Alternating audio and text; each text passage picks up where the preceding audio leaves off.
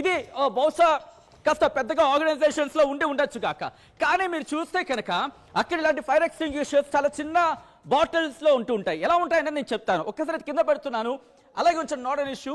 ఇదిగో ఈ bottle size లో సాధారణంగా వాటర్ బాటిల్ ఉంది కదా, ఈ వాటర్ బాటిల్ సైజ్ లో అక్కడ ఉంటాయి, ఇలాగే ఉంటాయి. వాటిని ఓపెన్ చేసి వెంటనే స్ప్రే చేయొచ్చు, ఇలా స్ప్రే చేయొచ్చు. సో ఫైర్ ఎక్స్టింగ్విషర్స్ అనేవి ఉన్నాయా అడిగే ప్రయత్నం చేస్తాను. శిల్ప, ప్రెసెంట్ ఇలాంటి ఫైర్ ఎక్స్టింగ్విషర్స్ అక్కడ ఎవరైనా ఉన్నాయా, కనిపిస్తున్నాయా? మంటలార్పే పరికరాలు అంటూ ఉంటారు కదా. రైట్, ఖచ్చితంగా ఇక్కడ క్లీనర్ ఎవరైతే ఉంటారో క్లీనర్ కూర్చుండేటువంటి ప్లేస్ లో ఒకవైపు ఫైర్ కి సంబంధించినటువంటి ఇక్కడ ఖచ్చితంగా ఉండాలి, కానీ అవేవి కూడా ఇక్కడ పాటించడం లేదు. దీనివల్ల ఒకవైపు ఈ డోర్ ఏదైతే ఉందో ఈ డోర్ అనేది మొత్తం కూడా మాన్యువల్ గా కాకుండా ఏదైతే మొత్తం కూడా ఆటోమేటిక్ సిస్టమ్. దీనివల్ల ఏదైనా ప్రమాదం జరిగినప్పుడు వాళ్ళు బయటికి రావడానికి పెద్ద ఎత్తున ఇబ్బంది పడ, ఏదైనా లాక్ చేయాలన్నా కూడా మనం బయట నుంచి లాక్ చేయాలి, లోపల ఉన్న వారికి ఎట్టి పరిస్థితుల్లో ఈ డోర్ అనేది ఓపెన్ అవ్వదు. దీంతో మొత్తం కూడా లోపల ఉన్న వారు లోపలలోనే చిక్కుపోయారు. నిన్న ఏదైతే 1 గంటల సమయంలో ఆ బస్సుకు సంబంధించి మొదట ఒక బైక్ అనేది ఢీ కొట్టింది. బైక్ ఢీ కొట్టడంతో ఆ బైక్ అనేది లోపలికి చొచ్చుకెళ్ళడంతో ఆ బైక్ నేరుగా ఏదైతే ఇంజన్ ఉంటుందో ఇంజన్ కి సంబంధించినటువంటి అక్కడికి వెళ్ళడంతో ఒక్కసారిగా మొత్తం కూడా పేలింది. సో గ్యాప్ కూడా చూసుకోవచ్చు, దాదాపు 2 నుంచి 3 ఇంచులు మాత్రమే మనకు ఇలా గ్యాప్ అనేది కనిపిస్తుంది. ఈ గ్యాప్ లోనే వెళ్ళడంతో కొంచెం అక్కడ ఉన్నటువంటి ఏదైతే రాళ్ళు కావచ్చు, అదే విధంగా రోడ్డు కావచ్చు, మొత్తం కూడా రాసుకొని వెళ్ళడం వల్ల ఈ ప్రమాదం అనేది జరిగినట్టు కూడా తెలుస్తుంది. మన గ్యాప్ కూడా చూసుకున్నట్లయితే చాలా తక్కువ గ్యాప్ అనేది మనకు కనిపిస్తుంది. సో ఏదైతే రోడ్డుకి బస్సుకి కొంచెం మాత్రమే గ్యాప్ ఉంది, అయినప్పటికీ ఆ విధంగా ఏ విధంగా చేశారంటూ కూడా ప్రస్తుతం ఖచ్చితంగా దీనికి సంబంధించి ఒకవైపు అక్కడ డ్రైవర్ల నిర్లక్ష్యం అనేది స్పష్టంగా కనిపిస్తుంది.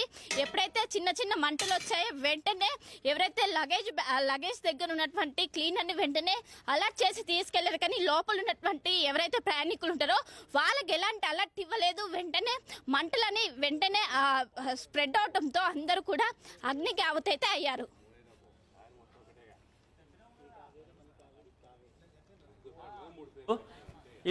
ఇలాంటి సిచ్యువేషన్ లో శిల్ప అక్కడ ఇంకా సేఫ్టీ ఫీచర్స్ లాంటికి సంబంధించి, ఎందుకంటే చాలా క్వశ్చన్స్ ఉన్నాయి ఇక్కడ. బండికి సంబంధించి మాట్లాడుకునే క్రమంలో డ్రైవర్ కి సంబంధించి కావచ్చు, వాట్ ఇట్ మే బి.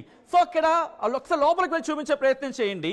ఏవైనా సైన్ బోర్డ్స్ ఉన్నాయా, ఏవైనా స్టిక్కర్స్ అక్కడ అతికించారా సేఫ్టీ ప్రికాషన్ కి సంబంధించి? ఎమర్జెన్సీ వచ్చినప్పుడు ఇలా చేయండి, ఇలా చేసే ప్రయత్నం చేయండి. మంటలు వస్తే ఆర్పేందుకు ఇది ఉంటుంది, మంటలు వస్తే ఆర్పేందుకు ఇలా ప్రయత్నం చేయండి, మంటలు వస్తే కింద దిగిపోండి, లేకపోతే ఎమర్జెన్సీ గేట్ ఇక్కడ ఉంది, ఒకవేళ మీకు అవసరం అయితే ఇలా వెళ్ళండి. కొన్ని సందర్భాల్లో ఏమవుతుందంటే బస్సులకి పయనిస్తారు, అక్కడ బ్లింక్ ఇస్తారు, ఏమని మాట వినిపిస్తూ ఏమని ఒక బోర్డు పెట్టేస్తారు, ఎమర్జెన్సీ విండో ఇక్కడ పైన ఉందని చెప్పి. సో అక్కడ ఉంటుంది. ఒకసారి లోపల వెళ్ళి చూపించే ప్రయత్నం చేస్తారా శిల్పాది? రైట్, ఖచ్చితంగా ఒకవైపు ట్రావెల్ చేసే వాళ్ళకు లోపల ఎవరైతే ప్రయాణికులు ఉంటారో వాళ్ళకు ముందస్తుగానే అలర్ట్ చేయాలా. ఏదైనా ప్రమాదం వచ్చినా వెంటనే దానికి సంబంధించి అవేర్నెస్ ఏ విధంగా మనం తప్పించుకోవాలని కూడా ముందస్తుగానే మొత్తం ఒకవైపు వాళ్ళకు అవేర్నెస్ అనేది కల్పించాలి. కానీ అవేర్నెస్ కల్పించకపోవడం వల్ల ఒకవైపు ఈ విధంగా జరిగిందని కూడా మనకు అర్థమవుతుంది. మనం ఏదైతే లోపల నుంచి చూసినటువంటి ఎగ్జిట్ ఏదైతే ఉందో ఇది ఎగ్జిట్, ఇది ఎమర్జెన్సీ డోరు. ఏదైనా ప్రమాదమైనా ఈ డోర్ అనేది ఓపెన్ చేసుకొని బయటపడడానికి ఆస్కారం ఉంటుంది, కానీ మన లోపల నుంచి ప్రయత్నించినప్పటికీ ఇది ఓపెన్ కాలేదు. దీంతో చాలా మంది కూడా బయటపడలేక లోపలలోనే అయినట్టు. ఇక్కడ అట్లీస్ట్ చిన్న బోర్డు కూడా ఎమర్జెన్సీ అని కూడా రాసిలేదు. దీంతో ఒకవైపు వాళ్ళకు ఎక్కడ ఎమర్జెన్సీ ఉందో కూడా అర్థం కాలేదు. చాలా మంది కూడా ఒకవైపు పరిగెత్తుకుంటూ వచ్చినప్పటికి ముందు డోర్ మొత్తం కూడా క్లోజ్ ఉన్నది, ఇంకోవైపు ఎక్కడ ఎమర్జెన్సీ ఉందో ఎవరికి కూడా అర్థం కాలేదు. ఈ ఎమర్జెన్సీ అనేది ఒకవైపు ఖచ్చితంగా మనకు పెద్ద లెటర్స్ తోనే ఎమర్జెన్సీ అని రాసి ఉండాలి, కానీ ఎక్కడ కూడా ఎమర్జెన్సీ అని రాసి ఉండకపోవడం వల్ల వాళ్ళకి ఎక్కడ ఏం జరిగిందో కూడా అర్థం కాలేదు. ఇంకోవైపు పూర్తిగా హైడ్రాలిక్ సిస్టమ్ కావడంతో ఒకవైపు గ్యాప్ అనేది కొంచెం ఎక్కువగానే ఉన్నది. ఒకవైపు ఏదైతే రోడ్డు పైకి వెళ్ళాక ఏదైతే బస్సుకి రోడ్డుకి మధ్య గ్యాప్ కూడా ఉండడంతో ఆ బైక్ అనేది లోపలికి దూసుకెళ్ళాక ఇంజన్ ఏదైతే ఉంటుందో ఇంజన్కి సంబంధించినటువంటి ఇంజన్ ఒక్కసారిగా అక్కడ ఉన్నటువంటి మొత్తం పేలడంతో ఈ ప్రమాదం అనేది జరిగింది. గతంలో ఏదైతే పాలం అయినటువంటి ఘటన వెంటనే అప్పటికే రవాణా శాఖ మంత్రి ఉన్నటువంటి బొత్స సత్యనారాయణ ఖచ్చితంగా ప్రతి బస్సులో కూడా సేఫ్టీ మెజర్ని ఫాలో అవ్వాలి. ఖచ్చితంగా ఏదైతే ఎమర్జెన్సీ ఎగ్జిట్ దగ్గర ఒకవైపు హ్యాంబర్ కావచ్చు, ఇంకోవైపు ఫైర్ ఇంజన్ కావచ్చు, వీటినన్నింటిని కూడా చేయాలి. లేకుంటే ఇలాంటి ఎమర్జెన్సీ కేసులో యూజ్ అవుతాయి. అయినప్పటికీ ఎవరు కూడా ప్రైవేట్ ట్రావెల్స్ కేవలం ఒకవైపు కాసుల కోసం ఇదంతా ఒకవైపు ఎవరైతే ప్రయాణికుల ప్రాణాలతో చెలగాట మారుతున్నా, దీంతో పెద్ద ఎత్తున కూడా ప్రాణాలతో మొత్తం దాదాపు 20 మంది వరకు కూడా మరణించారు.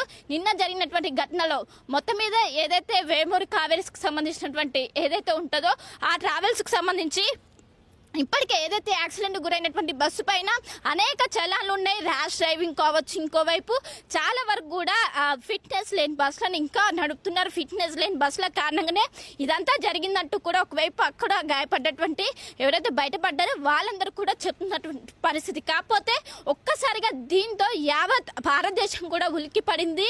ఈ విధంగా వాళ్ళు గమ్యస్థానానికి చేరాల్సింది మృత్యుజన్నిలాగా మారిందంటూ కూడా ప్రతి ఒక్కరు కూడా ఆందోళన వ్యక్తం చేస్తున్నారు.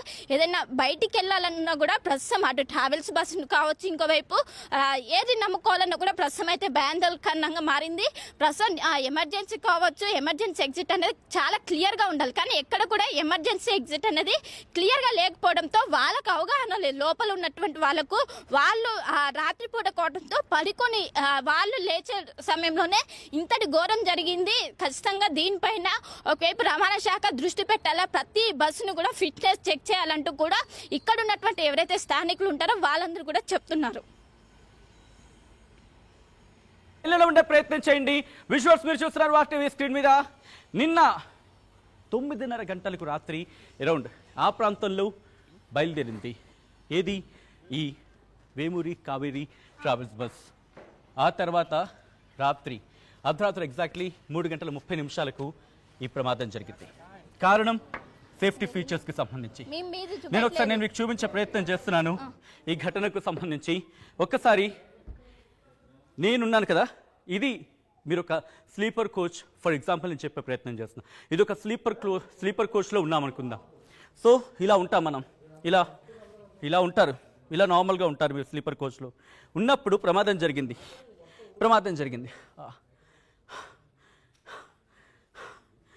ఇది టెన్షన్ ఉంటూ ఉంటుంది ప్రమాదంలో. సో ప్రమాదంలో బయటపడాలంటే ఎట్లా? ఇది గ్లాస్ డోర్ రైట్. అలాంటప్పుడు ఇలా హ్యామర్ సిద్ధంగా ఉండాలి. ఉంటే ఏమవుతుంది, వెంటనే ఇలా తీసి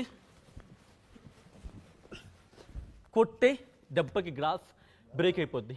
బ్రేక్ అయ్యి ఇలా వెళ్ళిపోయే అవకాశం ఉంటుంది. సో దట్ జంప్ కొట్టే అవకాశం ఉంటుంది. ఇది దీంతో పాటు ఒక్కసారి నేను చూపిస్తున్నాను చూడండి. ఇది ఉందనుకోండి, ఇదిగోండి ఇలా ఉంది.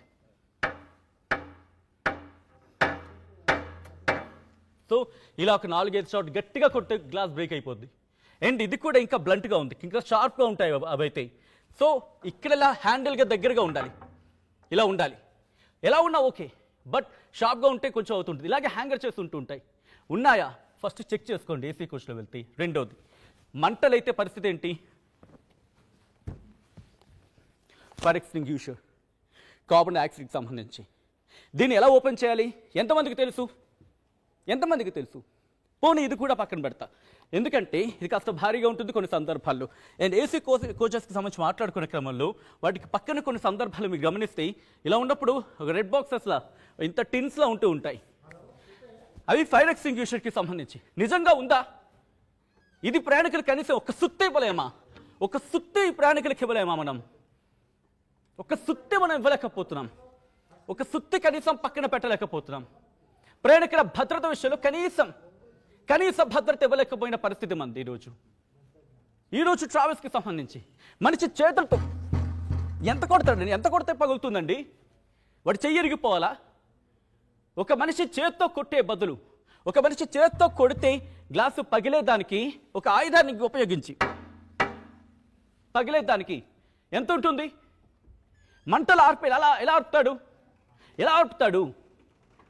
ఫైర్ ఎక్స్టింగ్విషర్సే టైం తీసుకుంటూ ఉంటాయి. అటువంటి మిగతా వాటికి సంబంధించి పరిస్థితి ఏంటి? ప్రస్తుతం ఇదే క్వశ్చన్ రైస్ అవుతోంది. ఒకసారి విజువల్స్ చూపించే ప్రయత్నం చేస్తాను. జస్ట్ నేను మీకు ఒక ఎగ్జాంపుల్గా చెప్పే ప్రయత్నం చేస్తున్నాను. మీరు కనుక ఒకవేళ ఏసీ కోచెస్లో వెళ్తూ ఉంటే ఇవి ఉన్నాయో లేదో చెక్ చేసుకోండి. ఫస్ట్ వెళ్ళిపోతున్నామని కాదు, దాంతోపాటు ఇప్పుడు నేను మీకు ఒక ఎగ్జాంపుల్ చూపించే ప్రయత్నం చేస్తున్నాను. ఏ రిప్రజెంటేషన్ వీడియోకి సంబంధించి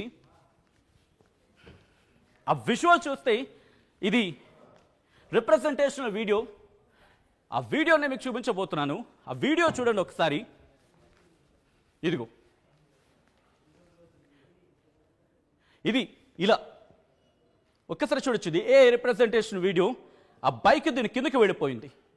వెళ్ళిపోయినప్పుడు ఈ ఇంజన్ పార్ట్, ఇంజన్ కాదు, ఈ ఫ్యూయల్ పార్ట్ ఉంది కదా,